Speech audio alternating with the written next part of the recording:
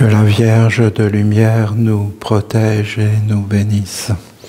Notre Père nous a parlé ce matin dans le temple de la protection et que c'était tellement important d'être protégé. Et bien sûr, la Vierge demeure une fille de Gabriel et une très grande protection pour nos familles, pour nos maisons et même pour nos pays. La Vierge de lumière, notre maman, la maman dans toutes les mamans, est une grandeur, et une bénédiction, et une protection. Nous bénissons la Vierge, nous nous plaçons sous sa protection. Mais bien sûr, l'archange nous a dit que maintenant, plus rien n'avait de valeur, hein, c'est terrible. Et c'était tellement beau, parce que si vous voulez, l'archange était en train de me parler, et en fin de compte, il me disait des choses sur le village, sur tout ça. Parce qu'il faut que vous compreniez que Gabriel, c'est le roi de l'érable du Québec. C'est le roi ici. Il est chez lui, c'est sa maison. Le Québec tout entier est sa maison. On est dans un océan d'eau, regardez. Il y a de l'eau partout. On marche sur un lac. Tout est gelé, regardez, c'est de l'eau partout. On est entouré d'eau. Partout il y a de l'eau, on est avec de l'eau. Tout scintille, c'est de l'eau belle. On est dans la beauté. Et en fin de compte, on est dans le pays de Gabriel. Ici, c'est la terre de Gabriel. Quand vous entrez dans ce village, sur cette terre, vous entrez dans la maison de Gabriel. Tu vois, moi, si je rentre dans ta maison, ben je vais respecter. Tu me dis d'enlever les chaussures, j'enlève mes chaussures. Tu me dis d'aller à tel endroit, je vais à tel endroit. Je respecte. Tu es la reine, tu es le roi de ta maison. Et ici, c'est la maison de Gabriel. C'est sa maison, c'est sa terre. C'est la terre des archanges. Mais c'est la terre de Gabriel. De tous. Et d'ailleurs, regardez comment on l'a mis en valeur. Parce que c'est lui. Et nous sommes dans sa maison. Et quand nous entrons, et quand nous vivons dans ce village, nous vivons pour Gabriel. Il ne faut pas oublier qu'à la base, nous sommes des prêtres et des prêtresses. Je sais que le monde extérieur peut nous salir, nous critiquer, mais ils se salissent eux-mêmes. Et ils se critiquent eux-mêmes. Car en réalité, dans la vérité, nous sommes la bénédiction de ce pays. Et nous sommes les forces qui amenons le bien. Et si nous ne sommes pas capables de le dire et de le montrer et de vivre avec honneur et dignité dans le respect des lois, hein, on est bien d'accord, car on doit toujours respecter la loi. Et la loi, en fin de compte, c'est qu'à partir du moment où on ne fait de mal à personne, on a le droit de pratiquer sa religion. Et si des êtres ont décidé qu'on n'avait plus le droit de pratiquer sa religion et que Dieu n'était pas le bienvenu, ben je peux vous garantir que le pays va s'effondrer. Et donc, ce ne sont pas des choses... Alors, Gabriel me parlait de tout ça. Et en fin de compte, quelque part, moi, je suis dans mon œuvre artistique. Et voilà que le psaume, c'est la protection. Non, mais je vous dis que c'est impressionnant. Hein. L'archange parle... Et le psaume dit exactement ce que l'archange est en train de dire. C'est d'ailleurs pour ça que je vous en ai lu une grande partie. C'est une précision, c'est une magie. Et il me parlait de protection, et je ne sais pas si vous avez vu ma prière. Hein. Je parlais de protection, de cercle, et d'entrer dans sa maison, parce que je voyais ce qu'il était en train de me dire. Parce qu'en réalité, il veut vous parler à vous, pas forcément à moi. Moi, je ne suis pas le roi de ces terres. Le roi de ces terres, c'est Gabriel. C'est Dieu qui est honoré ici. Uniquement Dieu. Impersonnellement et dans sa volonté. Et il faut l'entendre. Dieu est Dieu. Mais Dieu est la seule protection. Et vous voyez qu'à la fin, si nous ne prenons pas soin, si nous ne sommes pas vrais, honnête. À la fin, des grands symboles comme la Vierge, la Bible, des choses qui protégeaient les humains vont être salies et n'auront plus aucune puissance. Et on va vivre comment? Et on aura quoi comme idéal? Et qu'est-ce que vous croyez qui va se passer quand il n'y aura plus de protection? J'en ai suivi des êtres, parce que vous comprenez, j'ai quand même cette fonction d'être un pasteur. Et j'essaie toujours de protéger. C'est, comment dire, c'est une nature. Et j'en ai observé des choses. J'ai regardé, j'ai des yeux, pourquoi je ne regarderais pas le monde? On est tous les mêmes, mais j'ai vraiment observé avec attention. Je peux vous dire que les êtres qui n'ont plus de protection dans leur vie, c'est terrible pour eux. Et de dire que ces gouvernements et toutes ces choses et tous ces mondes vont nous protéger, mais l'archange l'a très bien dit dans son psaume, il faut être totalement stupide pour demander à des voleurs d'installer dans sa maison un système anti-vol. Et si les humains n'ont plus de discernement, eh bien c'est leur problème. Mais ça veut dire qu'ils n'ont plus de protection. Parce que d'avoir du discernement dans la vie, de savoir ce qu'on veut, de ne pas faire n'importe quoi, que le monde est dangereux, que tu ne peux pas t'associer avec n'importe qui, que tu dois savoir ce que tu fais quand même, c'est quand même un minimum, donc d'être éduqué. Et vous voyez, toute une partie de notre travail est éducatif. C'est d'être dans l'éducation. Nous voulons amener une éducation. Parce que si nous amenons une éducation, nous baissons le taux. Bon, je ne vais pas parler de toutes ces choses. L'archange, lui, il vous dit ça. Il vous l'a dit ce matin. Il a parlé vraiment pour vous, ici. Maintenant, il l'a dit. Moi, si vous me permettez, je vais vous parler de quelque chose que je poursuis là, en ce moment. C'est le passage de l'eau. Le passage de l'eau, de passer l'eau, c'est quelque chose de tellement fondamental. Parce qu'en fin de compte, de tous les éléments de la terre, sentez la terre, sentez-la. C'est tellement agréable. Posez vos pieds, posez le poids de votre corps sur cet être omniprésent. Ne croyez pas que c'est banal. Ne croyez pas que c'est rien d'avoir un être qui est là pour toi et qui te porte dans la vie. Non, tu n'as pas envie d'être porté dans la vie. Tu n'as pas envie qu'il y ait un être qui te porte et qui t'aime en fin de compte. Il est là, cet être. C'est le sol. Sol, soleil. C'est le même être. C'est son double. La terre et le soleil sont un seul être qui s'aiment et qui sont en train de créer des mondes. Pourquoi les humains ne le voient plus, toute cette poésie, toute cette beauté? Il n'y a pas de différence entre l'art, la science et le cœur et toutes ces choses. En réalité, c'est la beauté qui doit nous guider. C'est la beauté qui nous montre ce qui est vrai, ce qui est grand, ce qui est noble, qui nous rend riches, qui nous rend féconds. La terre, regarde l'air, regarde l'air. Regarde comment l'air est grand, regarde comment c'est agréable, cette grandeur, cette immensité. Vous vous rendez compte que Dieu aurait fait le ciel bas de plafond?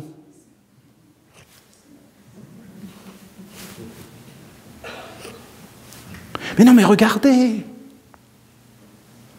C'est sans limite, c'est sans frontières. C'est grand, c'est l'air, et c'est tellement agréable. Il entre, il sort, et il revient, et sans arrêt, il est dans un rythme, et il nous emplit, et il nous parle, et il nous inspire, et les pensées. Et au milieu, vous avez l'eau. Et l'eau, en vérité, c'est vraiment l'élément fondamental, parce que c'est vraiment nous. Nous sommes réellement de l'eau, mais même physiquement, nous sommes de l'eau à 80%, à 70%, je ne sais pas trop le pourcentage, mais nous sommes de l'eau. Nous sommes un peu de feu, nous sommes un peu d'air, nous sommes un peu plus de terre. Nous sommes de la terre, nous sommes énormément d'eau, nous sommes des êtres liquides. C'est pour ça qu'on bouge comme ça, c'est parce qu'il y a de l'eau. Sinon, on serait complètement figé, on ne pourrait pas bouger. On bouge parce qu'il y a de l'eau. On est souple parce qu'il y a de l'eau. On peut danser parce qu'il y a de l'eau. L'eau, c'est notre vie, c'est notre être, c'est notre mémoire, c'est nos yeux, c'est notre compréhension. L'eau peut être sale. L'eau peut être limpide, lumineuse. L'eau peut être marécageuse avec plein de bestioles. Des moustiques, des larves. Elle peut sentir mauvais. Elle peut être grande, elle peut être large. Elle peut fusionner avec l'air. Elle peut être comme avec le feu, emplie de lumière, étincelante. Et là, tu es dégagé, tu es pur. Tu te sens bien, tu es de bonne humeur, tu es traversé par des courants. Sinon, tu deviens aigri. Nous sommes réellement l'eau. L'eau, c'est un miroir. On peut se regarder dedans. On peut se voir. On peut s'observer.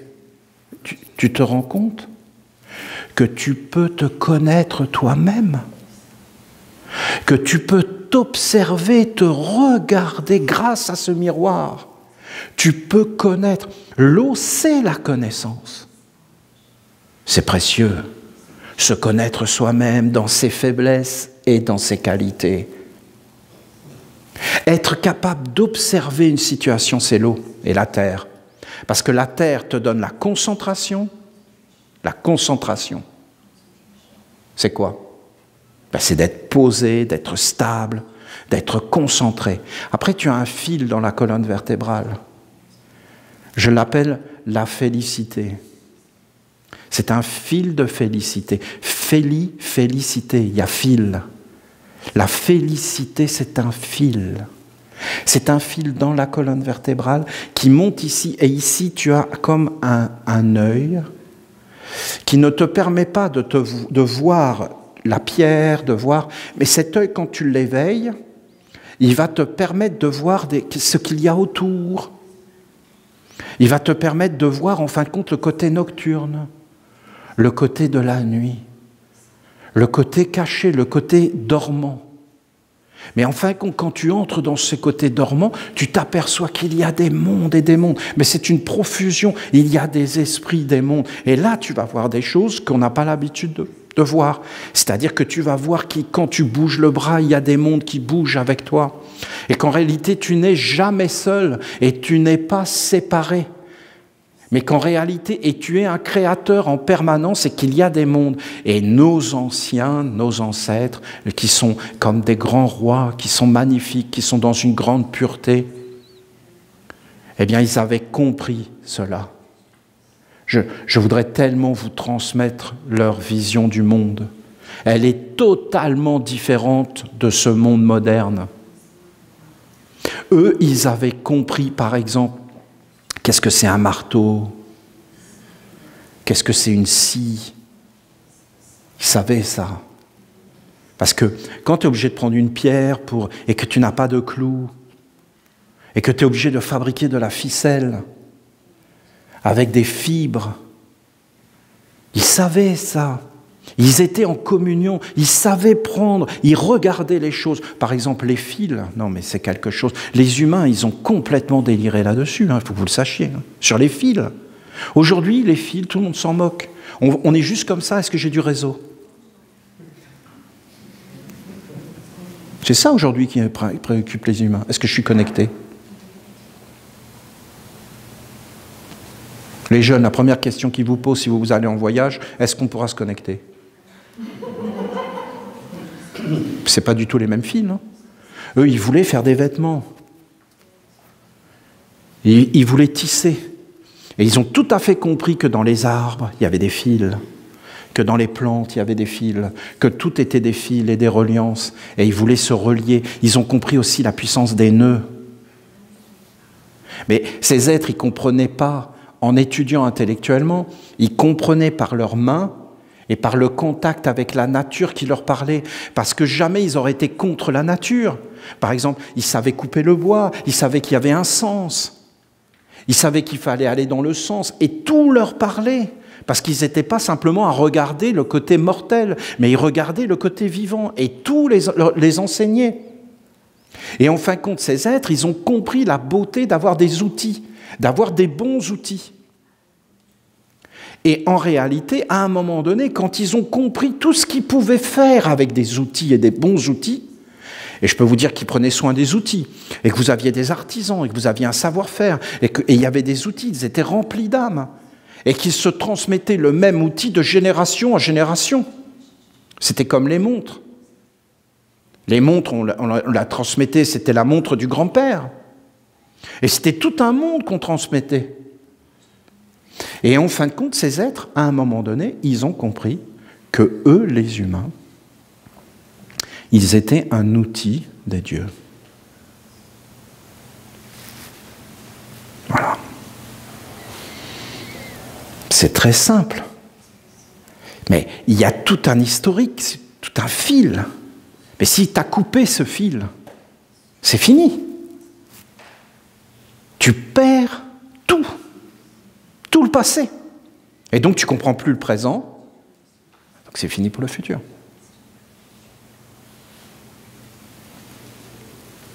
Tu perds le fil. Et on a des histoires de fils. Hein. Le fil d'Ariane, le Minotaure, le labyrinthe. Qu'est-ce que vous croyez qu'ils ont voulu dire? Qu'est-ce que vous croyez qu'ils ont voulu enseigner?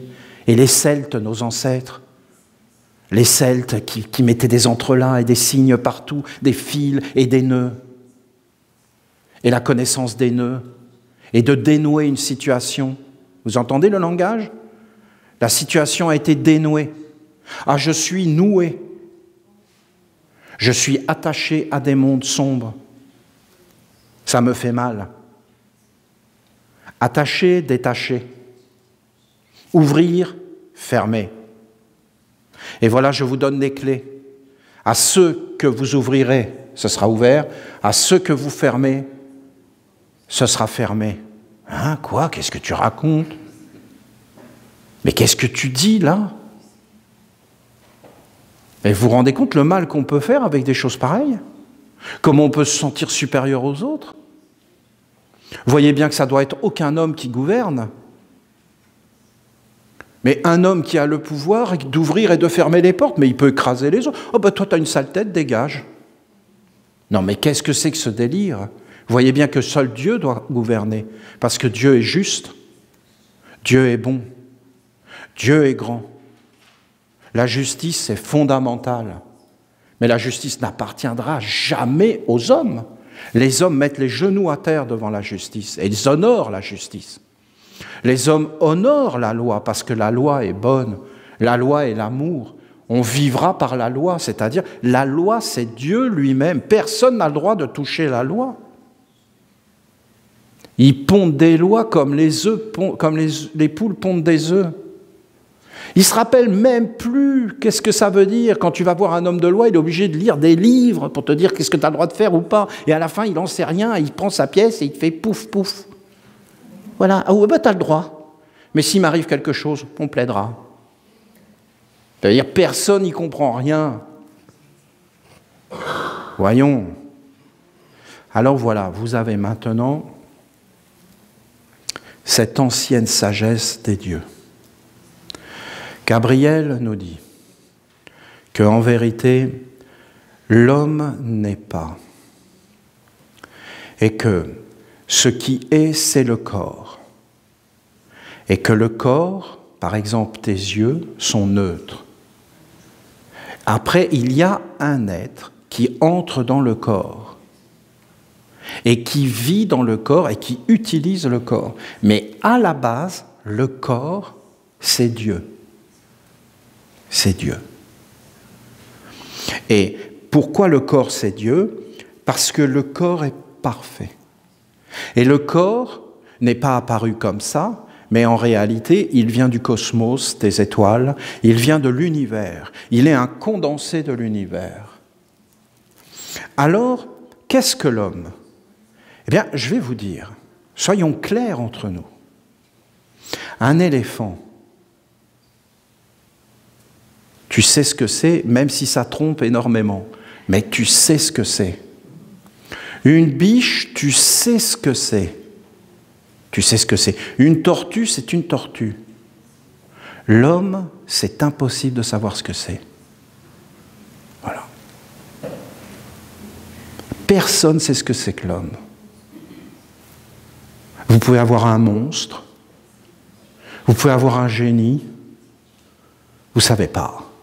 L'homme, il faut attendre. Vous n'avez pas de monstre chez les éléphants. Vous n'avez pas de monstre chez les tortues. Les tortues, c'est cousu de fil blanc. Quand Jésus, il a dit « Nus ils sont rentrés, nus ils sont sortis », il dit qu'ils n'ont rien fait de leur vie. L'homme, il doit se créer lui-même et doit faire apparaître Dieu. L'homme, il est un outil de la création. Voilà, ça c'est des bases. C'est des bases d'études. Et qui peut dire le contraire, qu'on ne sait pas ce que va devenir un homme? Alors ils essaient de les éduquer, mais dans le fond, ils les éduquent par une économie. Ils sont eux-mêmes pervertis. Leur activité n'est pas saine, ils n'ont pas le savoir, ils n'ont pas le droit de faire ce qu'ils font, ils sont hors la loi. Parce qu'en réalité, la loi, c'est Dieu. Et Dieu, en fin de compte, c'est sa volonté. Or, Dieu n'a pas forcément créé l'homme tel qu'il est aujourd'hui. Mais ce sont des mondes qui ont usurpé. Parce que les messagers de Dieu, ce sont les perles de Gabriel. La vérité, mais la vérité, bon, c'est pas facile. L'amour, vraiment pas facile. La sagesse, oui, oui, la sagesse. Oui, oui, oui, oui. La sagesse, c'est à notre portée. La sagesse, on peut y arriver. Les sages et le grand, grand cercle des sages. Bon, voilà. Alors voilà les secrets. Ça, c'est une merveille. Cette écriture, c'est toi. C'est ta vie. Tu dois rentrer à l'intérieur de toi, prier, et sortir de toi et travailler dans le monde. Dans le monde, tu t'éveilles et tu observes. Après, tu re-rentres à l'intérieur de toi, dans le secret, dans le cachet, et tu mets la beauté, la grandeur. C'est la force des forces. Tous les jours, tu vas dans la prière, dans la nourriture de tout ce qui est beau, de tout ce qui est noble. Tu prononces des paroles. Le matin, même une phrase de l'Évangile, et tu la gardes toute la journée, tu vas être surpris. Tu vas voir que des mondes vont venir vers toi et qu'avec cette phrase, ils s'en vont. Tu leur dis cette phrase, ils s'en vont. Cette phrase va être l'âme de ta journée. Fais l'essai. Lis l'Évangile et fais que ça soit l'âme de ta journée. Et après, ne la lis pas. Et observe le soir quelle a été l'âme de ta journée. Quelles sont les images oniriques qui sont autour de toi et tu vas voir la différence. Tu vas voir qu'un monde t'envahit et que si tu n'as pas le monde essénien, un autre monde vient et te prend. Même si tu as le monde essénien. Hein? Ils vont venir, je peux vous garantir, ça ne suffit pas de dire je suis essénien. Parce que l'archange dans le temple, il a dit la détermination. Voilà, ça c'est un talisman, c'est une écriture sainte.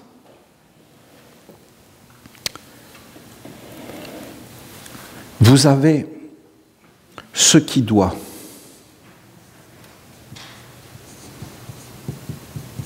Ce qui doit. Voilà. Et vous avez ce qui ne doit pas.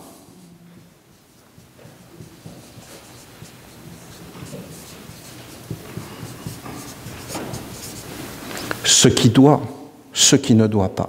C'est comme ça que Dieu a fait le monde. Pas le monde des dieux, parce que le monde des dieux est au-dessus de ce qui doit. Vous voyez, le monde des dieux est posé sur ce qui doit. Donc, quand les dieux marchent, bon, ils ne marchent pas vraiment, il faut bien que j'utilise un langage. Quand les dieux marchent, ils marchent sur ce qui doit. Les anges, quand ils marchent sur ce qui doit. Toujours.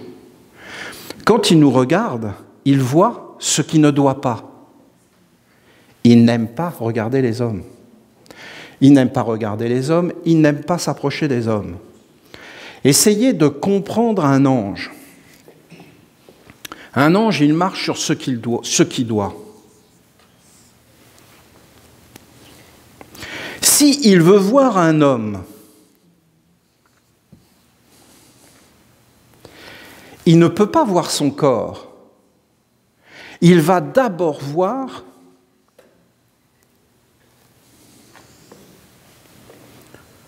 le côté nocturne. C'est-à-dire, il va voir l'homme quand il dort, pas quand il est éveillé dans son corps. Et il va voir des esprits, des génies. Et il va voir, la première chose qu'il va voir, c'est les alliances. C'est-à-dire, il va voir les nœuds avec qui cet homme est uni. Et qu'est-ce que fait l'homme la nuit? Pas qu'est-ce qu'il fait le jour. Et pour descendre vers le corps de l'homme et voir le corps de l'homme, et de toute façon, un ange ne veut pas voir le corps de l'homme. Ça ne l'intéresse pas. Lui, ce qu'il veut voir, c'est ce qui sort et ce que l'homme produit, ce que l'homme offre, ce que l'homme donne, ce que l'homme fait dans les mondes invisibles, pas dans les mondes visibles. Ce que l'homme fait dans les mondes visibles, ça se fait dans les mondes invisibles. Parce que, je vous disais, comment on connaît un homme? On connaît un homme par l'activité de cet homme. Je vais te dire, est-ce que ton corps t'appartient? Non. Non, tu ne le garderas pas. Hein. Est-ce que tes yeux t'appartiennent? Non. C'est divin. Tout ça est un prêt. Qu'est-ce qui t'appartient? Ton activité. La nature de ton activité, ce que tu fais, ça t'appartient. Ce que tu fais de tes yeux, ça t'appartient, pas tes yeux. Ce que tu fais de tes mains, ça t'appartient, pas tes mains. C'est pour ça qu'en Inde, ils ont parlé du karma. Qu'est-ce que ça veut dire karma? Ça veut dire destinée.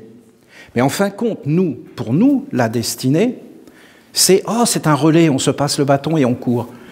Pour nous, la destinée, c'est en réalité l'ange. C'est notre corps de destinée. Et le karma, c'est les actes. Si nos actes sont conformes à ce qui doit, alors l'ange nous voit. Si nos actes ne sont pas conformes à ce qui doit, alors c'est ce qui ne doit pas qui apparaît. Ce qui ne doit pas entre dans le corps, dans l'activité. Donc, nous ne sommes pas un homme au niveau des anges, mais nous sommes un diable. Et l'homme, le diable entre ici et c'est une alliance. Et donc, l'ange ferme la porte, ne veut pas de relation. Le diable, n'ayant plus de porte, de lien avec la vie, ne peut plus vivre. Comment il fait? Il se tourne vers les animaux, les végétaux et les minéraux et les exploite. C'est comme ça qu'on reconnaît un diable. Il va écraser, exploiter, humilier, voler. Prendre ce qui n'est pas à lui. Pourquoi? Parce qu'il n'a pas d'existence propre et que rien n'est à lui. Le diable n'existe pas.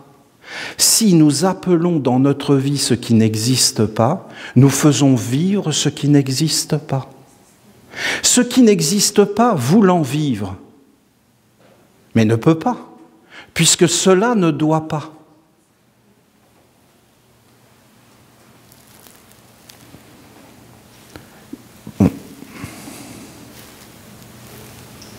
Je suis fidèle à moi-même. Hein. Je vous dis clairement les choses. Je sais que personne ne parle de ça.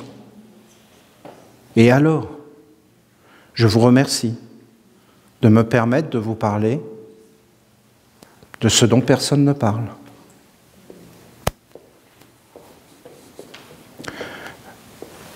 Dieu dit ce qui doit, c'est la vérité.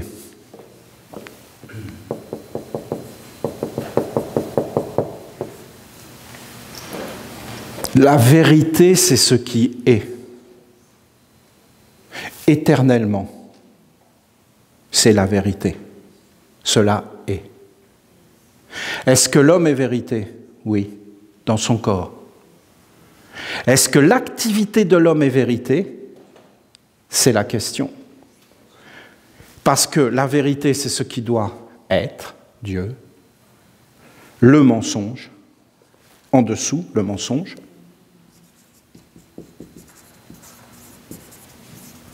C'est ce qui ne doit pas être. Les anges le savent. Ils ne descendent pas. Les hommes descendent et sont placés entre ces deux mondes. Ce qui doit être et ce qui ne doit pas. Alors, Dieu dit le mensonge ne doit pas. Le mensonge, l'illusion, la tromperie, l'apparence,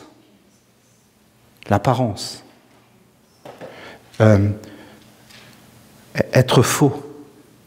Par exemple, tu manges du pain, ça a l'apparence du pain, mais ce n'est pas du pain. Tu manges du miel, ça a l'apparence du miel, mais ce n'est pas du miel, c'est du sucre. On te dit que c'est du sirop d'érable, mais ce n'est pas du sirop d'érable. C'est du faux. Pourquoi on ferait du faux? Parce qu'avec le faux, on gagne. Donc on vit. Mais on vit comment?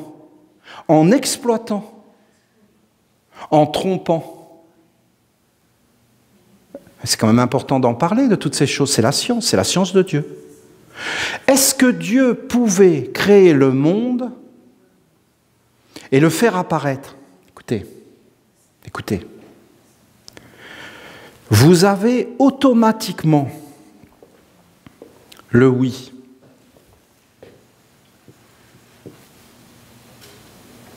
Comment vous voulez un monde sans oui? Mais si vous avez le oui, vous avez le non. Et comment vous voulez un monde sans non? Alors voilà, je suis obligé de dire oui. Ben oui. Oui. Mais si je ne peux pas dire non, comment je fais? Est-ce que les anges peuvent dire non? Non, les anges peuvent dire que oui à Dieu. S'ils peuvent dire non à Dieu, instantanément, ils deviennent des hommes. Les hommes peuvent dire non et oui à Dieu. Est-ce qu'ils peuvent? Oui. Est-ce qu'ils doivent? Non. Si l'homme ne sait plus dire oui et non, il est quoi? Je perds mon discernement. Je perds mon équilibre. Je perds ma paix. Je perds mon lien avec l'intelligence. Qu'est-ce qui se passe? J'ai peur. Je suis perdu. J'ai peur. J'ai peur. N'importe qui va venir, va me dire n'importe quoi, et je vais m'accrocher à lui parce que je suis perdu. Tu penses vraiment que tu es en train de te noyer dans l'océan et que tu ne vas pas t'accrocher à n'importe quelle branche, même si elle est couverte d'excréments de mouettes. Et tu vas dire, oh non, des excréments de mouettes, j'attends la prochaine branche. Mais non, tu vas sauter dessus, tu vas être là, puis à un moment donné, tu vas avoir un peu faim. Tu vas manger. Bien sûr. Tu ne vas pas te poser de questions, voyons, tu vas manger n'importe quoi, et après tu vas grignoter la branche. Et tu ne vas pas faire le difficile. Donc quand tu es perdu, tu vas te raccrocher à n'importe quoi, donc c'est un danger, il ne faut jamais être perdu. Et qu'est-ce qui nous permet de ne pas être perdu? Mais c'est l'éducation. Et c'est la transmission du savoir de génération en génération. Et on ne doit pas toucher à ça. Et pas une transmission basée sur l'économie, sur le pillage, le vol et l'anéantissement des individus, et leur conduite en esclavage. Et de les rendre totalement idiots et dépendants. Parce qu'un être idiot et dépendant, il va dire oui à tout ce qu'on lui raconte sans avoir aucun discernement, éducation et force intérieure. Que les religions aient fait ça, c'est certain. Est-ce que c'est mal? Non, ils étaient perdus. Est-ce qu'ils étaient convaincus d'avoir raison? Oui, mais ils ont fait ce qui ne doit pas.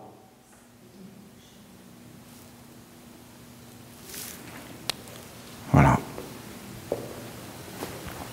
Ce qui ne doit pas, ce qui doit. Oui et non. Mais alors Dieu est stupide. Pourquoi il a créé le mensonge? Non, il n'a pas créé le mensonge. Il a mis le mensonge dans le non. Et il a mis la vérité dans le oui. Et il a dit, personne ne doit aller chercher le mensonge. Le mensonge, c'est non. Et la vérité, c'est oui. Après, vous continuez. L'amour, hein, vérité, amour. Amour, c'est oui. Et haine, c'est non. Mais c'est facile, haine. Hein, c'est beaucoup plus compliqué. C'est pas que haine, c'est attachement, par exemple. C'est préférence. C'est je t'aime toi et pas les autres. À la fin, ça appelle la haine. Hein? Il y a un amour qui appelle la haine et il y a un amour qui est divin. Donc c'est toute une école. Ne croyez pas que c'est facile, que c'est que des mots là. C'est facile de dire amour, c'est facile de dire haine. C'est contraster les choses. Mais c'est beaucoup plus complexe, c'est mélangé. C'est une grosse pagaille. C'est une grosse confusion. Plus personne n'y comprend rien. Tout le monde est perdu. Alors l'amour, il ne faudrait même pas en parler. Par contre, celui-là est très intéressant. Sagesse. Ça, c'est facile. Je trouve, personnellement, je trouve que c'est facile. Sagesse. Il n'y a pas eu beaucoup de sages sur la terre. On peut même dire qu'aucun homme n'a été sage. Vous n'avez aucun sage parmi les hommes. Stupidité. Stupidité. Sagesse. Ce qui doit, la sagesse. Ce qui ne doit pas, la stupidité. Est-ce que c'est possible qu'il y ait la sagesse sans stupidité? Comment vous voulez qu'elle apparaisse? Comment tu peux comprendre que c'est une sagesse si tu ne connais pas la stupidité?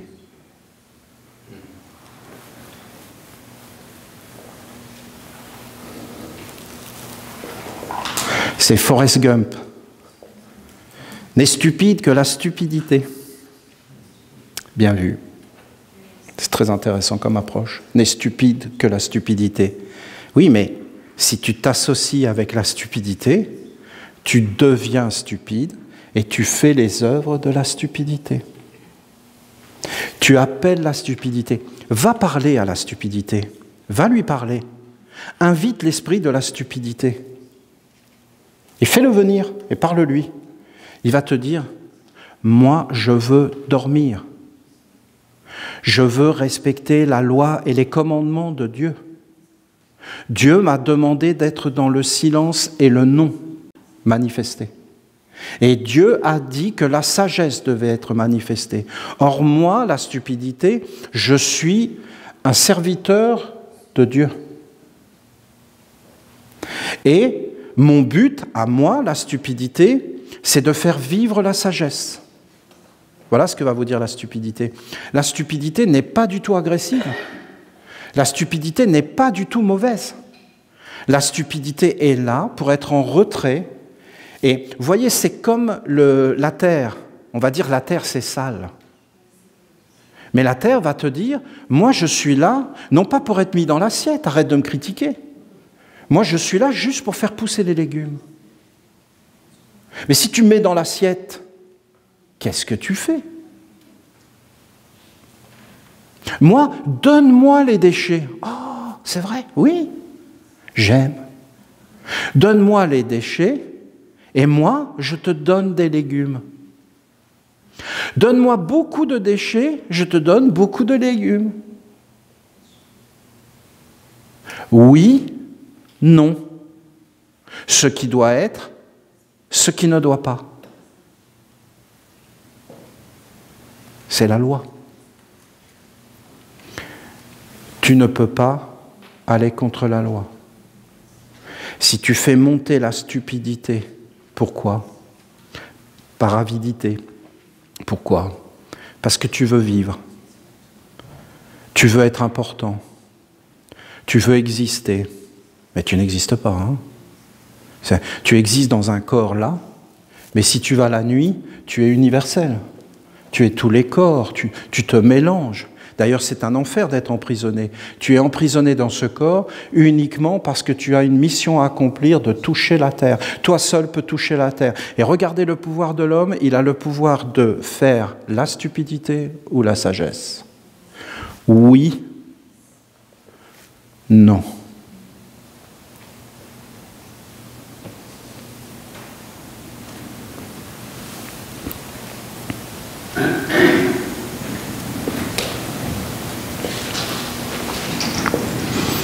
Il faut arriver à... Après, alors qu'est-ce qui se passe? Alors vous avez par exemple l'être vérité. Cet être, la meilleure représentation, c'est le soleil. Et cet être, il te dit « je ». D'ailleurs, il enlève toutes les étoiles, les dieux. Et il te montre uniquement que tu es toi. Or, la vérité, c'est uniquement toi, personne d'autre. C'est que toi. Et en fin de compte, la vérité, c'est pas la vérité que tu dois imposer aux autres. La vérité, c'est de trouver ce qui est vrai en toi. Voilà. Alors, qu'est-ce que le oui? Parce que, essayez de comprendre. Bon, je vais prendre encore quelque chose avant, je vais vous expliquer quelque chose. L'être de la vérité, l'ange de la vérité et l'être de la vérité, c'est le grand ange. C'est l'ange des anges. C'est Dieu. Avant, on l'appelait Mahat. C'était une divinité féminine et c'était Dieu. C'était la règle. C'était la connaissance de la règle. Et les hommes devaient être droits. Vous vous rappelez? Tiens-toi droit. Et en fin de compte, on devait être dans son être vérité. On devait être vrai. Et donc on devait se connaître soi-même.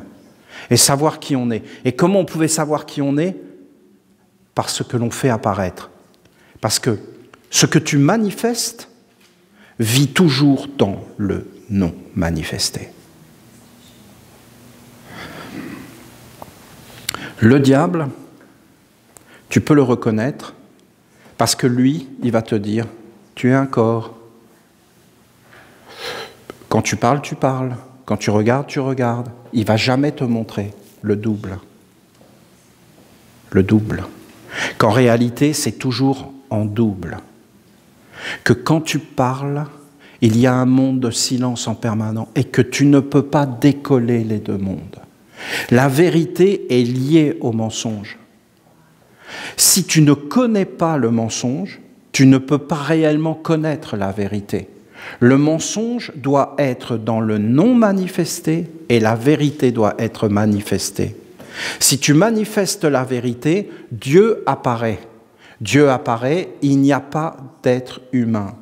Si tu ne manifestes pas, si tu fais la manifestation du mensonge, le diable apparaît et l'homme existe. Et l'homme devient la source de l'existence, l'objet principal de la concentration. Tout tourne autour de l'homme, tout tourne autour de toi. D'ailleurs, regarde-toi à l'intérieur, tu cherches Dieu pour être sauvé, toi, l'être qui a été créé par ce qui ne doit pas et n'aurait jamais dû être.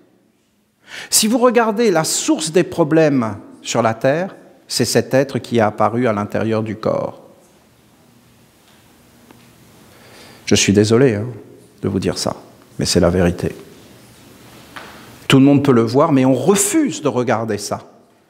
Parce que si on regarde ça, on verra le diable. Et qu'en réalité, c'est-à-dire, qu'est-ce que c'est que le diable ?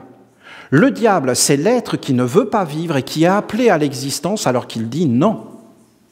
Et en fin de compte, on le force à vivre et après, eh bien, il arrive et il dit, eh bien, moi, je suis l'avidité, la peur, le mécontentement, la frustration. Oh, je suis désolé, on est bien d'accord. Les religieux, vous croyez qu'ils croient en Dieu? Ils sont morts de trouille.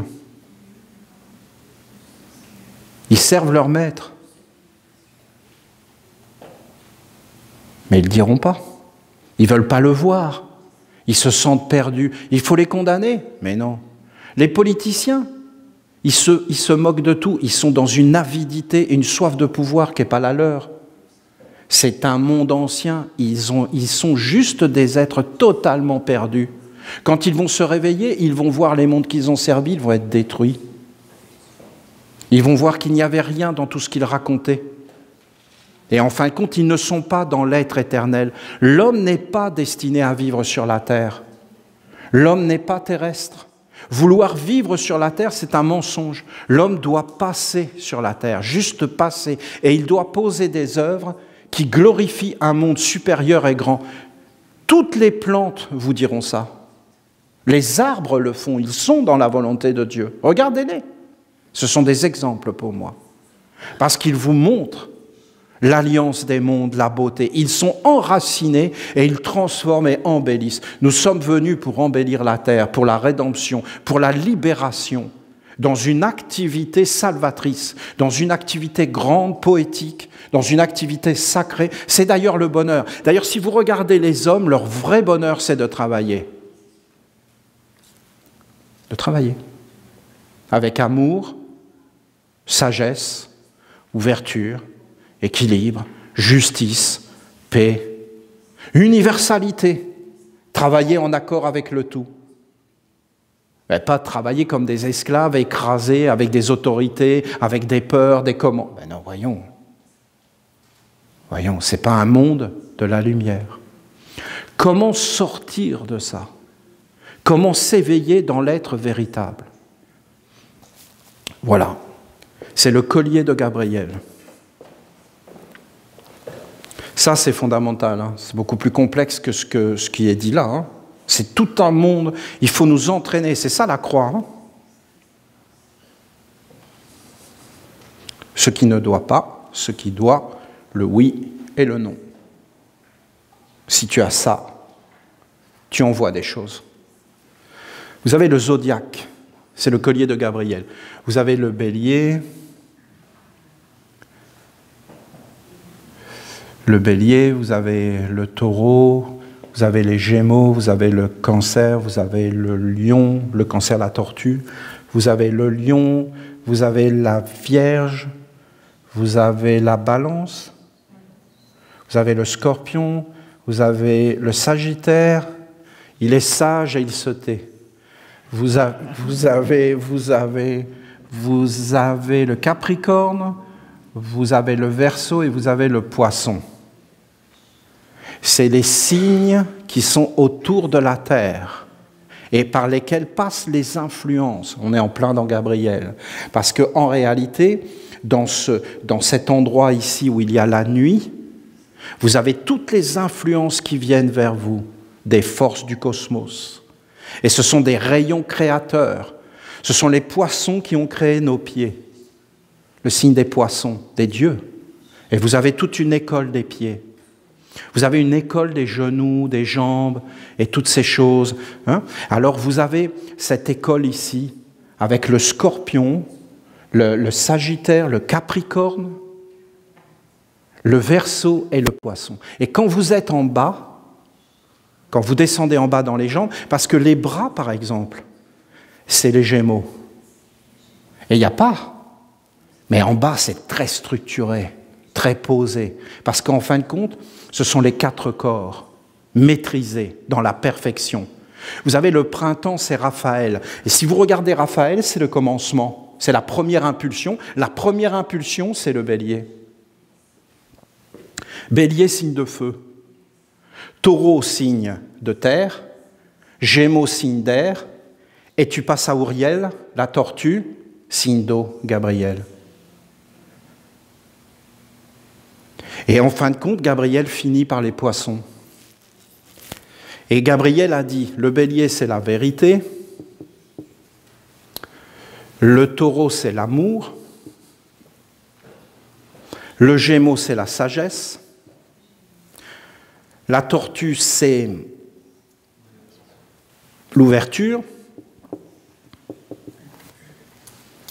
Le lion, c'est le cachet. La Vierge, c'est la communion.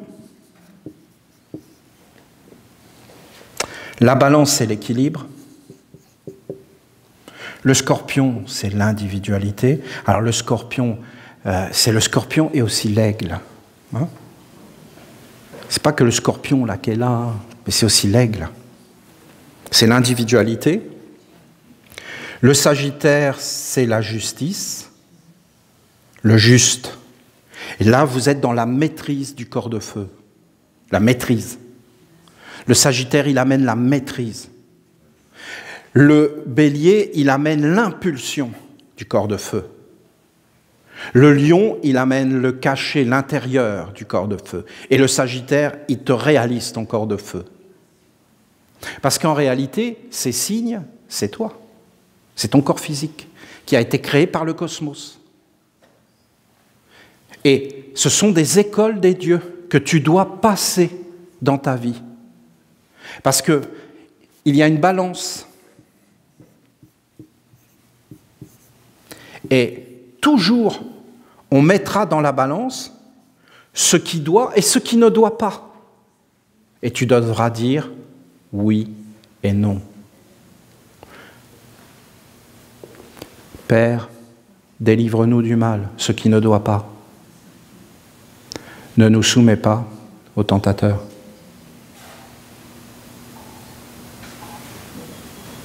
L'archange, le monde est dangereux. Si vous n'êtes pas bien éduqué, vous êtes perdu.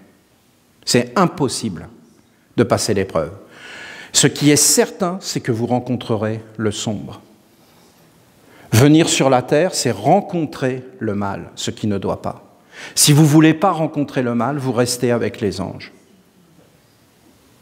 Venir sur la terre, c'est rencontrer le mal et le conduire vers le bien. C'est le travail. Et c'est l'activité de l'homme. Jusqu'à ce que la terre devienne un soleil, une beauté, une splendeur, le plus haut, c'est l'amour.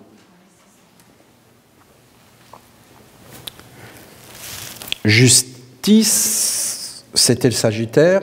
Capricorne, universalité. Oh, c'est marrant. Il est marrant, l'archange. Verseau, paix. Poisson. Alors, poisson, pureté, mais en réalité,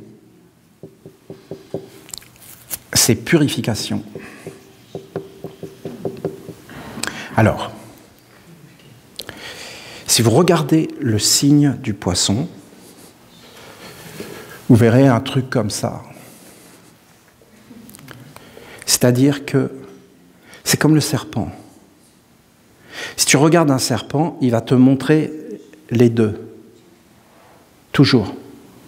Il est là avec sa langue. Et il te montre toujours. Il y a deux. Toujours deux.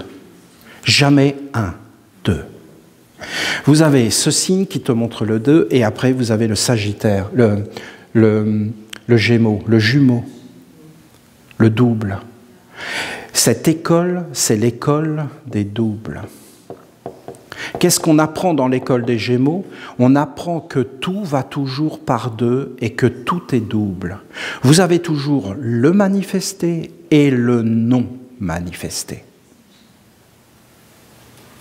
Par exemple, vous avez Olivier, on l'appelle Olivier. Vous avez un corps qui vient d'une tradition de Gabriel, c'est-à-dire que mon père a coulé dans ma mère et ainsi de suite, ils ont coulé dans l'eau de Gabriel et dans la fécondation de Gabriel, et Gabriel crée des corps. Il crée des corps pour qu'il y ait une activité. Maintenant, vous avez l'activité. Et en fin de compte, dans mon activité, il y a le monde caché. Je parle, donc le silence existe. Le silence, c'est la nuit, il est omniprésent. Est-ce que vous le voyez? Non. Qu'est-ce que je peux dire là? Tout ce que je veux. Une fois que je l'ai dit, c'est apparu, c'est dans le oui. Et tu peux le voir et l'entendre. Mais avant, tu ne peux pas le voir et l'entendre. C'est toujours double. Écoutez, je ne suis pas en train de vous dire des choses pour vous dire. Je vous dis que ça, c'est une discipline qui doit être accomplie. Tu dois toujours regarder que quand une chose se manifeste, elle a son double.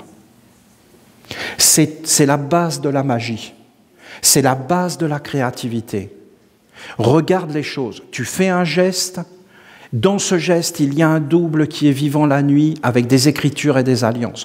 Tu dois savoir si quand tu parles, voyez, par exemple, Saint Jean dit « Dieu est amour ».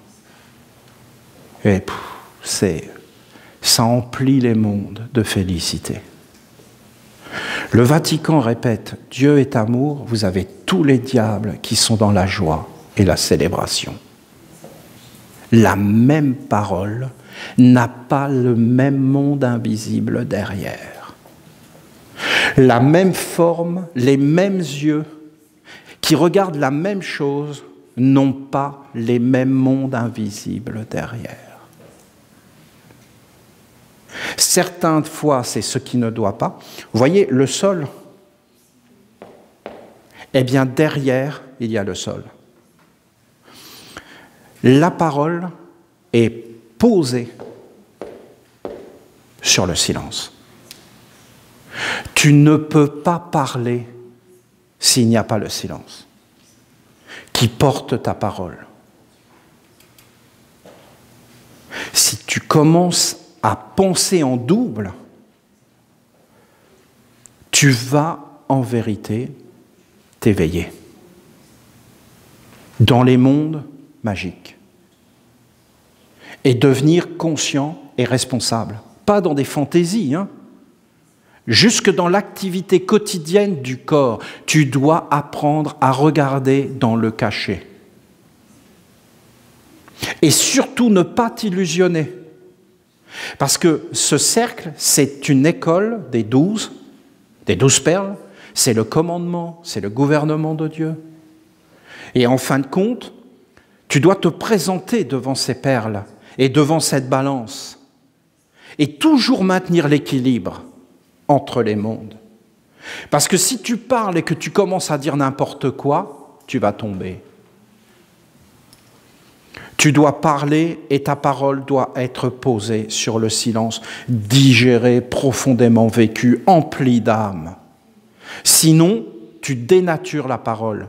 À force de dire amour, amour, en mettant rien à l'intérieur, on a détruit l'amour. Si à chaque fois qu'on avait dit amour, on avait appelé un ange et qu'on l'avait consacré dans les mondes, l'amour serait grand. L'appauvrissement du monde vient que les êtres ont appelé le diable et que le diable, il n'est pas méchant, il est juste lui. Eh bien, lui, il a appauvri. Lui, il dénature la sagesse, il dénature la paix. Il n'y a jamais eu autant de guerres. Il y a très peu de pays qui ne sont pas en guerre. La Suisse, le Panama, très peu. Le Costa Rica, très peu, quelques-uns, 3, 4. Tous les autres sont en guerre. Vous vous rendez compte? La guerre qui finance nos retraites, nos magasins. La guerre. Mais ça ne se fait pas, voyons. Ça ne se fait pas, c'est non. Non. Ah, mais comment on fait? Parce que tu comprends, c'est plus facile. Non, non, c'est pas plus facile du tout, non, non. Et les générations futures, on s'en fout, ils trouveront des solutions, on est intelligent. Et puis de toute façon, il faut profiter. Et puis il faut vivre le moment présent. Et oui, mais notre âme, notre âme c'est Dieu. Dieu est amour, Saint Jean l'a dit. On s'en fout. Il pardonne le con. Qu'est-ce que ça peut nous faire? Il va nous pardonner. On n'a qu'à juste à dire, je crois dans Jésus, mon Sauveur. Hein, oui, et donc je suis pardonné maintenant. Ah, merci. Allez, pousse-toi maintenant, j'ai des trucs à faire au paradis. Parce qu'il faut que je fasse du business, j'ai des McDonald's à ouvrir. Non mais voyons, ça ne marche pas. Vous voyez bien que tout ça c'est stupide. Il n'y a plus d'ordre, il n'y a plus de choses. Essayez de redresser ça, c'est un monde. Alors je vous dis, le zodiaque, tu dois rentrer par les pieds. Le premier signe, c'est la pureté. Donc tu dois, le premier des signes, le commencement, c'est le poisson, la purification. La purification doit donner la pureté. Donc tu commences par une volonté de travailler sur toi, de te nettoyer. Si tu ne comprends pas qu'il y a tout un travail à faire sur toi pour te nettoyer, pour te clarifier, pour t'ordonner, ce n'est pas possible, tu n'es pas prêt. Tu es dans un monde d'illusions, de mensonges, donc tu ne peux pas t'approcher. Le deuxième signe, donc ce n'est pas un signe où tu peux t'arrêter. Tu ne peux pas t'arrêter dans le poisson, tu dois juste l'éveiller et comprendre qu'il y a un travail à faire sur toi pour tout le temps te purifier, te nettoyer. C'est tout le temps, hein. Jusqu'à ce que tu rencontres la pureté qui est un état d'être lié à la vérité. Pureté et vérité sont le même être. Et d'ailleurs, quand tu vas t'éveiller dans ces mondes-là, tu vas voir que c'est un seul être, un Dieu unique, dans tous les dieux. Alors, en réalité, la pureté, après, tu passes dans l'être de la vérité. Donc, tu dois connaître Dieu. Et d'ailleurs, regardez quand Moïse a été placé devant l'être de la vérité, qu'est-ce qu'il lui a dit? Enlève tes sandales, car la terre sur laquelle tu marches est sainte. C'est-à-dire, il lui a dit de retourner vers le poisson et de nettoyer ses pieds. Quand les apôtres étaient devant Jésus, il leur a dit, je vais nettoyer vos pieds, la pureté. C'est l'entrée dans l'école, c'est le premier degré. Hein. Après l'être, tu dois reconnaître la vérité, l'être que Dieu est. L'être est. Tu l'appelles comme tu veux, hein, mais tu dois reconnaître l'existence, l'être, la vie. Toi, tu n'es pas forcément vivant. Hein. Et c'est comme si c'était prêté. Tu dois être humble, tu dois reconnaître. Ensuite, il y a l'amour. Bon, voilà. Alors, je vous explique. D'abord, tu dois reconnaître Dieu. Ne pas reconnaître Dieu est une maladie mentale. Comprenez? C'est une maladie. Je doute. Mais oui, bien sûr, c'est normal de douter. Tu doutes de toi, mais tu ne peux pas douter de la vie. C'est comment dire? C'est de la psychologie. Je veux exister, je m'aime, je suis quelqu'un d'important. Mais tout ça, c'est des mensonges. Et donc ces mensonges engendrent le mal. L'homme n'est pas. Il est un instrument. Il est venu pour une mission. Si tu ne connais pas la mission pour laquelle tu es venu, si tu ne sais pas qui tu es, c'est que tu as été mal éduqué. Si tu es mal éduqué, mais ça veut dire qu'on a fait rentrer n'importe quoi en toi, c'est le cas. Des mensonges, des illusions. Je suis important, l'homme est important et toutes ces choses. Mais voyons. Et donc, tu ne vas pas comprendre qu'en fin de compte, Dieu, c'est ce qui est. Ce n'est pas un être abstrait. Par exemple, les arbres, voilà, parce que tu comprends, je doute des arbres. Mais Dieu, c'est les arbres, c'est ce qui est. Comment tu peux douter de ce qui est? La vérité, c'est ce qui est. Que toi, tu sois rempli de mensonges, de complexité, c'est une vérité. Accepte la vérité, que tu n'es pas clair. Et que tu dois travailler sur toi pour te purifier. Doute de toi, de ton existence. Oui, d'accord, on est d'accord. Mais pas de Dieu. Si tu doutes de Dieu, c'est fini. Tu es en grand danger. Tu n'as plus de sol sous tes pieds, il n'y a plus rien. Donc comment tu vas faire? Tu vas te raccrocher à n'importe quoi. Donc l'école du bélier, l'école de la vérité, n'essayez pas d'imaginer des choses. Ce sont des écoles où il ne faut pas réellement rester, il faut juste passer. Voilà, ok, je suis d'accord pour travailler sur moi. Voilà, c'est bon, deuxième école. Ok, Dieu existe, il n'y a pas à en douter, c'est l'être qui est, les pierres sont réelles. Arrête de vouloir exister, que tu sois important. Tu n'es pas important. C'est ce que tu fais qui est important. Toi, tu n'es que ce que tu fais. Ce que tu fais apparaître, ce que tu dis, ce que tu penses, ce que tu manifestes. Ça, tu l'es. On ne peut pas te le prendre. Jacques a construit le temple de Gabriel, on ne peut pas lui prendre. On est d'accord ou on n'est pas d'accord que Jacques a construit le temple de Gabriel? C'est une œuvre, elle est faite. À chaque fois qu'on va au temple de Gabriel, on est dans cette œuvre. C'est fait. Et qui l'a fait? Vous comprenez? Il l'a fait. Nous avons écrit la Bible du Nouveau Commencement. Qui a écrit la Bible du Nouveau Commencement? Il y en a là parmi vous qui étaient là au commencement de la Bible. Laurie, Guillaume et Galien, il était là, Galien. Galien, il est né dans cette marmite. Il est né là, Galien. Il y était, il a participé à tout. Il était toujours là. Et il est né dans la marmite et après il a pris la marmite. Hein? Vous comprenez? C'est ce que l'on fait. C'est ce que l'on fait et ce qui apparaît. Et à la fin, c'est ce que l'on donne. C'est incroyable, hein? Ce que tu gardes pour toi ne t'appartiendra jamais, ce que tu donnes à l'autre t'appartient. Réfléchissez là-dessus, parce qu'à la fin, tu donnes tout. Hein? Et tu gardes quoi? Que ce que tu as donné, et qui continue à vivre dans les autres. Et si tu n'as rien à donner, ben qu'est-ce que tu as? Ben rien. Alors vous passez très vite devant Dieu, on n'en parle plus, voilà, Dieu est. Ensuite, tu arrives devant l'amour. Est-ce que c'est possible d'être devant l'amour? Je vous le dis carrément, c'est impossible. Parce que l'amour, c'est le plus grand, c'est le plus haut. Alors comment ça se passe? En réalité, l'école du taureau, Torah, c'est la loi. Et quand tu es devant l'école de l'amour, l'amour, c'est la loi. Donc tu dois respecter la loi. Mais est-ce que tu peux réellement respecter la loi? Mais pour respecter la loi, il faudrait avoir été bien éduqué. Or, nous n'avons pas été bien éduqués.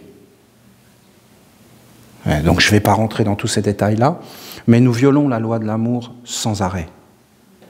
Donc en fin de compte, il ne faut pas s'arrêter dans cette école de l'amour, il faut juste dire, hein, je vous donne des clés, voilà, je reconnais l'enseignement des archanges.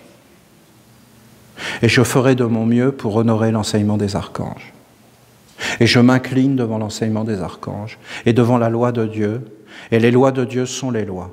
Je veux vous dire que la loi, c'est tellement agréable. Parce que la loi, c'est ce qui régente notre vie, c'est ce qui est juste, c'est ce qui est digne, c'est ce qui est noble. Parce qu'en fin de compte, il y a des lois, et dans toutes les choses, il y a des lois. Dans le monde des archanges, vous avez des lois, les lois des anges. Et dans le monde des hommes, normalement, nous, les hommes, nous devons être des serviteurs des lois supérieures des anges et de l'intelligence des anges. Nous n'avons pas à créer de lois. Nous ne sommes pas suffisamment sages. Ensuite, tu entres dans l'école des Gémeaux et de la sagesse. Voilà. Et là, ça y est, ça commence. C'est la première de toutes les écoles. Tu dois être dans cette école des Gémeaux. L'école des Gémeaux te parle de ton jumeau, de ton double, de ton âme, du cachet. Et là, en réalité, il y a toute une discipline. Tu dois voir les choses en double, en double. Le double, c'est la vie, c'est la créativité, c'est la force, c'est le mariage, c'est l'alliance. Tu as un double, tu dois regarder ce double. Ce double, à un moment donné, tu vas le voir, il va apparaître, et en fin de compte, c'est un diable. Et tu dois être capable de l'accepter, parce que ce diable, en fin de compte, tu dois l'aimer. Et tu dois travailler sur lui pour le purifier. Nous sommes venus sur la terre pour travailler, embellir, pas pour fuir, pas pour se cacher. Nous sommes venus sur la terre pour accomplir une mission, un travail, de sublimer, de transformer les choses, de les conduire vers le mieux. Et en fin de compte, tu dois clarifier ce monde et tu vas comprendre qu'il n'y a que les anges qui peuvent nous guider. Le jour où tu vas réellement comprendre cela, tu vas mettre tout en œuvre pour clarifier ton eau, pour vivre dans l'eau claire et en fin de compte pour apparaître dans des mondes supérieurs et t'associer avec des mondes supérieurs, être impersonnel. Quand tu es dans, je vous les ai notés, quand tu es dans l'école des Gémeaux, la sagesse, donc en fin de compte, la sagesse, c'est tout. C'est pourquoi on appelle cela le cercle des sages. Et il faut que vous sachiez que la nation essénienne est entièrement dédiée à la sagesse, à l'éducation, à l'éveil, à l'étude et à la connaissance. La connaissance de la magie des doubles et de ses forces. Parler, se taire. Voilà la discipline. Parler, se taire. Oui, non. Alors tu es là, tu rentres dans le temple. Je vous le fais. Je ne vais pas tout faire. Vous comprenez, j'ai tellement de choses, il faut que j'arrête. Je finis. Et j'avais un message du cercle des sages. C'est trop. J'ai beaucoup de choses à vous dire.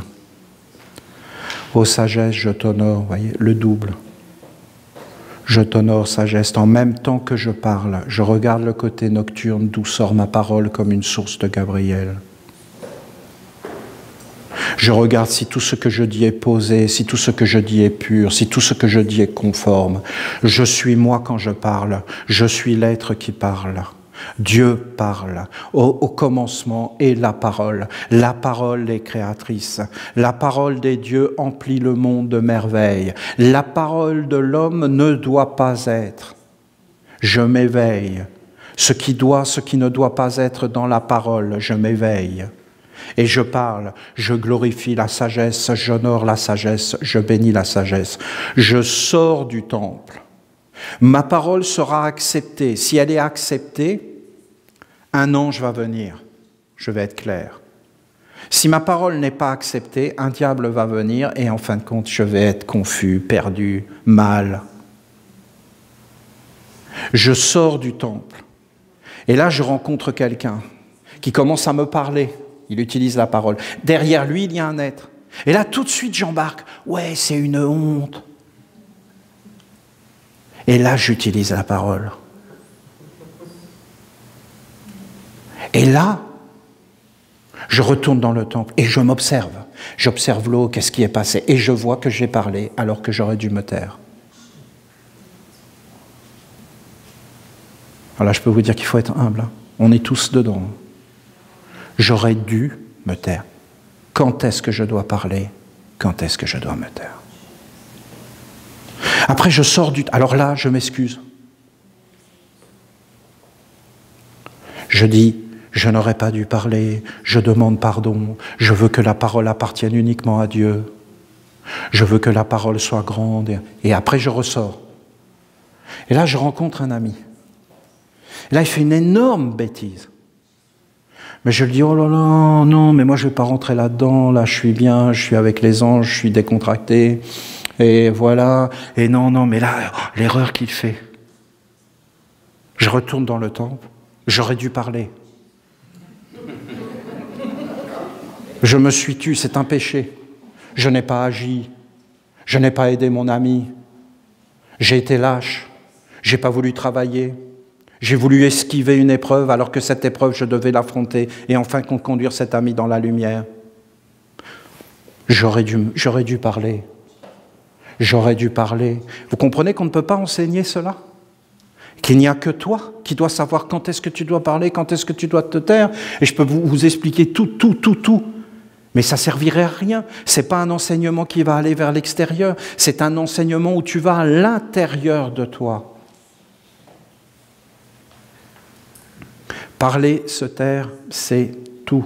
C'est pourquoi Saint Jean, notre grand ancêtre, notre grand-père, nous a dit au commencement était le Verbe. La parole est un organe. Tu vas dans le psaume, tu vas sur le pupitre, tu prononces le psaume, tu regardes dans le silence. Qu'est-ce qui se passe? Et là, tu vois que tu ne l'as pas dit correctement, que tu n'es pas dans l'attitude correcte. que tu n'as pas prononcé le psaume de la bonne façon. Parce que ce n'est pas le psaume, hein. C'est toi qui dois activer le psaume. C'est toi qui dois vivifier ta parole. Il y a tout un art de la parole. Nous allons le développer dans les années qui viennent, vous allez voir. Toute une science, comment parler, comment prononcer les mots, les lettres et toutes ces choses et toute la magie. Comment tu peux transformer des situations par la parole. Comment la parole est un organe magique qui nous associe avec des mondes supérieurs ou inférieurs. Ou inférieurs. Vous avez des êtres, quand ils parlent, c'est tout l'enfer qui se déchaîne. Et ils parlent de paix, d'économie, de sécurité, mais derrière leurs paroles, c'est des mondes qui sont à l'opposé de ce qu'ils disent.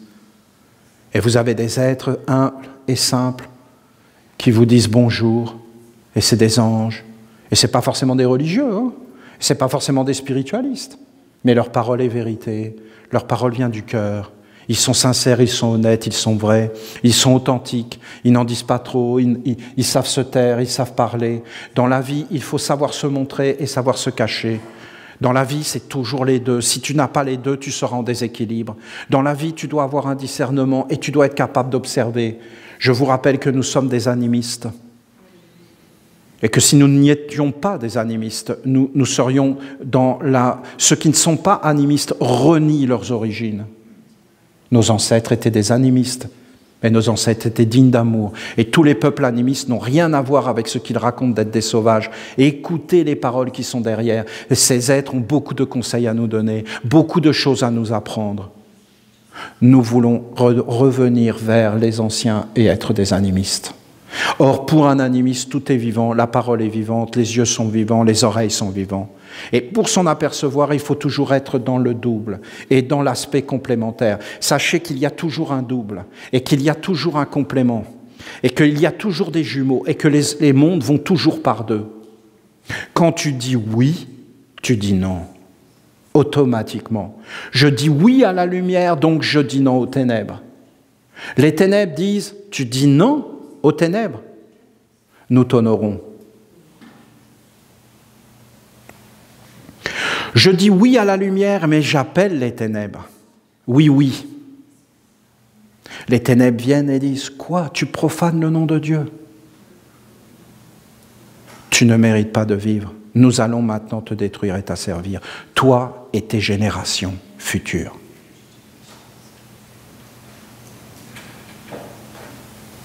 C'est comme ça. On ne fait pas n'importe quoi avec les êtres et les mondes. Est-ce que je peux faire n'importe quoi avec toi? Et si je fais n'importe quoi avec toi, tu ne vas pas m'en vouloir? Et tu ne vas pas vouloir te venger? Non? Et j'ai le droit, moi, de t'humilier, de t'écraser, de t'asservir? Je n'ai pas le droit. Si je fais ça, j'appelle un monde sombre. Il passe à travers moi, je suis son instrument. Et toi, eh bien, tu vas être pas contente, pas content, et en fin de compte, tu vas m'en vouloir. Et donc, des esprits autour de toi vont m'en vouloir, et ainsi de suite, et ainsi de suite. Moi, Olivier, au milieu de vous, je ne suis l'ennemi de personne, ni du côté sombre, et bien sûr, ni du côté de la lumière. Je n'ai aucun problème avec le côté sombre, je suis un fils d'Enoch. Je prie pour tous les mondes. Je prie pour les diables, qui n'ont pas besoin de moi, et ils se débrouillent très bien tout seuls, et pour Dieu. Mais je ne suis pas en guerre, et je ne condamne personne. Vous comprenez l'équilibre? Et pourquoi? Parce que c'est cette science de Gabriel. Voilà, je n'ai fait que l'effleurer. Il y a vraiment 12, 24, qui sont les 24 heures d'une journée. 12 le jour, 12 la nuit. Parce que ce que tu fais le jour, se fait la nuit. Ce que tu fais dans le manifesté, se fait dans le non manifesté. Et ce que tu fais dans le non manifesté, revient et se fait dans le manifesté. Voilà. Et ça, il va falloir le travailler, jusqu'à ce que ça devienne une habitude, une seconde nature en nous, et que nous soyons toujours en éveil pour savoir et nous redresser, et nous présenter devant la croix, et toujours mettre notre offrande pour équilibrer les mondes, toujours les équilibrer, et toujours œuvrer pour la paix, l'équilibre, l'universalité, la grandeur, et tout ce que nous a enseigné notre Père Gabriel. Voilà, j'espère que c'est plus clair pour vous.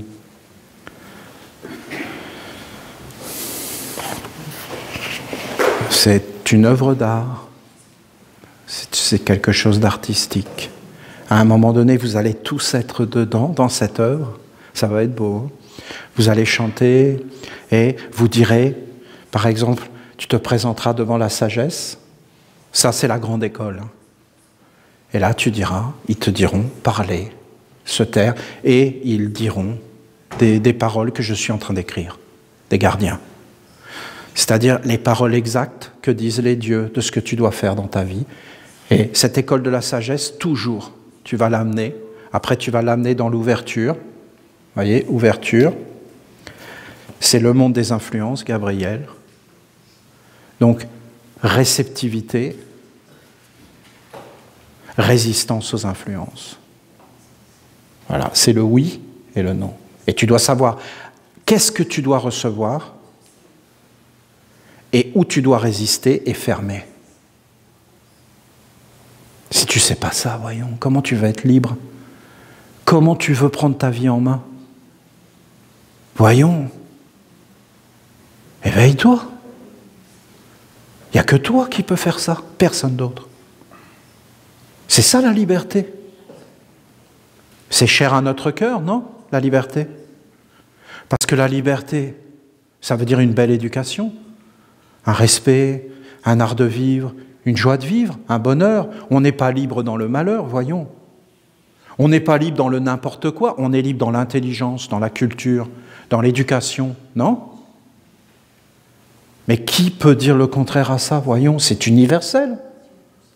Alors pourquoi on ne passe pas à l'acte? Mais parce qu'on ne veut pas voir qui nous gouverne. Et qu'est-ce qu'on est devenu? Et que maintenant, la ronde des archanges est venue et tout va changer. Je le souhaite profondément, profondément. Dans les années qui vont venir, je ne le verrai sûrement pas, mais ça ne me dérange pas. J'adore cette idée d'avoir planté des arbres pour que d'autres se nourrissent. J'adore cette idée et je trouve ça tellement juste. Le travail, pour moi, la splendeur pour les générations futures, il faudra qu'ils travaillent. Le travail, c'est quelque chose. C'est beau, c'est digne, c'est noble. Soyez profondément bénis et remerciés de votre attention aimante à mon égard.